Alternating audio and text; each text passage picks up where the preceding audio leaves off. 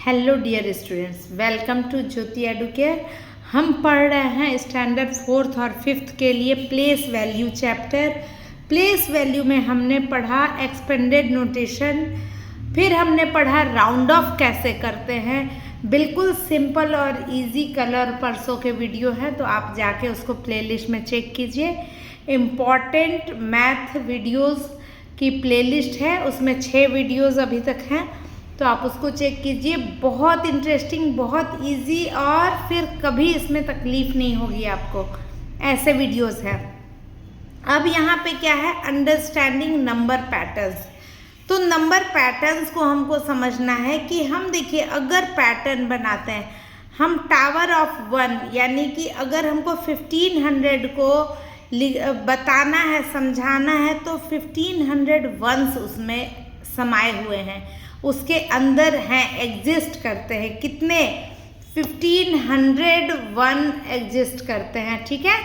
और इसको अगर हम ऐसे लिखें 1501 तो यानी कि टावर ऑफ 1 है ये। उसके बाद अगर हम लिखें कि टेंस के फॉर्म में, तो 1500 को हम क्या 150 टेंस हैं, मतलब 10 के सिक्के अगर हम लिखें तो 150 रखेंगे एक के ऊपर एक, तो टावर्स ऑफ 10 बनेगा। तो ये 150 टेंस इसमें लगेंगे, तो ये 1500 को क्रिएट करेगा। और 1500 अगर 1500 हम रखते हैं, टावर ऑफ 100, यानी 100 की नोट रखे तो 15 रखेंगे तो वो टावर बन जाएगा, यानी कि हर एक यूनिट में क्या है, 100 है। तो इस तरीके से ये पैटर्न होता है बच्चों। अब इसको देखिए, नंबर पैटर्न्स हमको देखने। ये तो पैटर्न हमने देखा कि 1 है, 10 है, 100 है, यानी वंस है, टेंस है, हंड्रेड्स है। तो किसी भी नंबर के अंदर कितने सारे वंस छुपे होते हैं, कितने सारे टेंस छुपे होते हैं, और कितने सारे हंड्रेड्स छुपे होते हैं।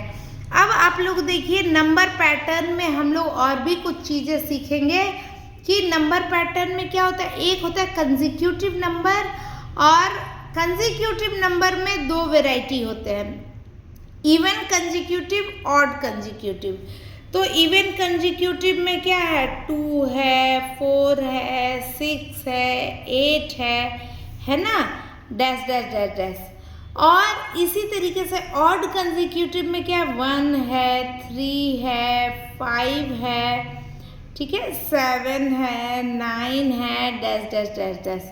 इस तरीके से जो है ऑड कंसेक्यूटिव। कंसेक्यूटिव का मतलब क्या होता है कि कंसेक्यूटिव नंबर्स में एक का डिफरेंस होता है। जो कंसेक्यूटिव डायरेक्ट कंसेक्यूटिव है, यानी कि एक के बाद एक है, जैसे 1 2 3 4 5 6। तो ये क्या है, एक का गैप है।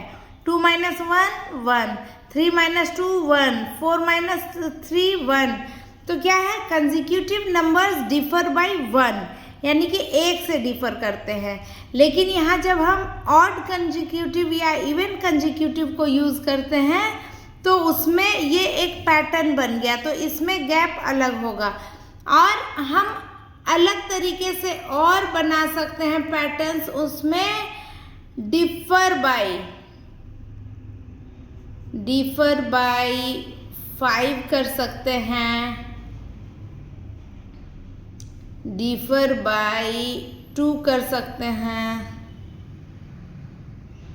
डिफर बाय 10 कर सकते हैं। तो इस तरीके से भी हम कंसेक्यूटिव नंबर्स को देख सकते हैं, और इस तरीके से इनमें ऐसा डिफरेंस हो सकता है। और ये एक नंबर पैटर्न है, ठीक है, ये एक नंबर पैटर्न बनेगा। उसके बाद आप लोग को मैं और एक चीज़ बता दूँ, नंबर पैटर्न हमेशा क्या है, एक रूल को फॉलो करता है, ठीक है। Number patterns always follow a rule.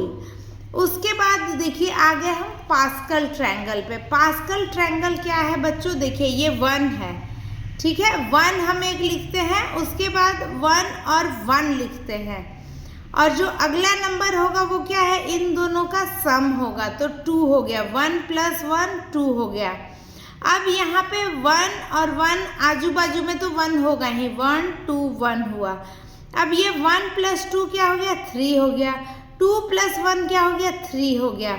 और 1 और 1 तो इसके साइड साइड में आता ही जाएगा। तो यहाँ पे 1 + 3 क्या हो गया, 4 हो गया। 3 + 3 क्या हो गया, 6 हो गया। 3 + 1 क्या हो गया, 4 हो गया। 1 का 1 आ गया, 1 का 1 आ गया। आप ऐसे भी सोच सकते हैं, इधर 0 है और यहाँ 1 है तो ये 1 हो गया। यहाँ 0 है, यहाँ 1 है तो ये 1 हो गया। यहाँ 0 है, यहाँ 1 है तो ये 1 हो गया। यहाँ 0 है, ये 1 है तो ये 1 हो गया। तो साइड वाला 1 क्यों बन रहा है, ये भी आपको समझ में आ गया कि ऊपर के 2 के सम के बराबर होता है। तो इधर तो 0 है, यहाँ 1 है तो ये 1 हो गया। यहाँ 1 है, यहाँ 0 है तो ये 1 हो गया। यहाँ 1 है, यहाँ 0 है तो ये 1 हो गया। यहाँ 1 है, यहाँ 0 है तो ये 1 हो गया। यहाँ 1 है, यहाँ 0 है तो ये 1 हो गया। तो इस तरीके से पास्कल ट्रायंगल का जो है फॉर्मेशन होता है। और in Pascal triangle each number is the sum of the 2 numbers above it। Her number जो है अपने ऊपर जो 2 नंबर हैं उसका सम है। हर नंबर, ये 1 भी, यहाँ 0 और ये 1 का सम है। ये 2, ये 1 और 1 का सम है।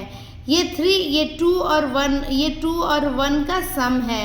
ये 6, यहाँ पे 3 और 3 का सम है। ये 4 और 6 का सम है। ये 4 और 1 का सम है ना। तो इस तरीके से ये पास्कल ट्रायंगल बनता है। आप लोगों को समझ में आया या नहीं, ये मुझे बताइए। ये पास्कल ट्रायंगल बहुत ही इंटरेस्टिंग है और बहुत ही इम्पॉर्टेंट है बच्चों, है ना, बहुत ही इम्पॉर्टेंट है। उसके बाद आप लोग को मैं बताऊं, ट्रायंगुलर नंबर होता है और स्क्वायर नंबर्स होते हैं, ठीक है। तो चलिए हम चलते हैं अगले पेज पे। यहाँ देखिए ट्रायंगुलर नंबर है। ट्रायंगुलर नंबर क्या होता है बच्चों, ट्रायंगुलर नंबर ऐसे नंबर होते हैं जो कि अपने आप में एक ट्रायंगल शेप को अरेंज होकर शेप दे सके। तो ये 1 है तो ये तो ट्रायंगल हो ही जाएगा। ये तो 1 तो अपने आप में ही कंप्लीट है। उसके बाद यहाँ 3 है तो ये क्या बना रहा है, ये ट्रायंगल बना रहा है। 1 2 3, ये एक ट्रायंगल बना रहा है, ठीक है। फिर ये एक ट्रायंगल बना रहा है 6, फिर ये 10 एक ट्रायंगल बना रहा है। देख रहे हैं आप, ये ट्रायंगल बना रहा है। तो इसको हम ट्रायंगुलर नंबर कहते हैं। तो पहला क्या है, 1 है, फिर दूसरा 3 है, फिर 6 है, फिर 10 है। तो 1 से 10 तक यही 4 जो है ट्रायंगुलर नंबर है और कोई नंबर नहीं है ट्रायंगुलर नंबर। ये बहुत इंपॉर्टेंट कॉन्सेप्ट है। उसके बाद है स्क्वायर नंबर। स्क्वायर नंबर भी वही नंबर्स हैं बेटा जो कि आपको स्क्वायर शेप बनाकर दें, है ना। जो शेप स्क्वायर का बनाए उसको हम स्क्वायर नंबर्स कहते हैं। जैसे कि यहाँ पे देखिए, ये 1 तो अपने आप में है, कंप्लीट है। 4 तो ये क्या बना रहा है, एक स्क्वायर बना रहा है, ठीक है। यानी कि ये 1 से 1 मल्टीप्लाई, ये 2 से 2 मल्टीप्लाई, ये 3 से 3 मल्टीप्लाई, ये 4 से 4 मल्टीप्लाई, और ये भी एक स्क्वायर ही बना रहा है, और ये भी एक स्क्वायर ही बना रहा है। हम लोग स्क्वायर पढ़ते भी हैं, 1 का स्क्वायर, 2 का स्क्वायर।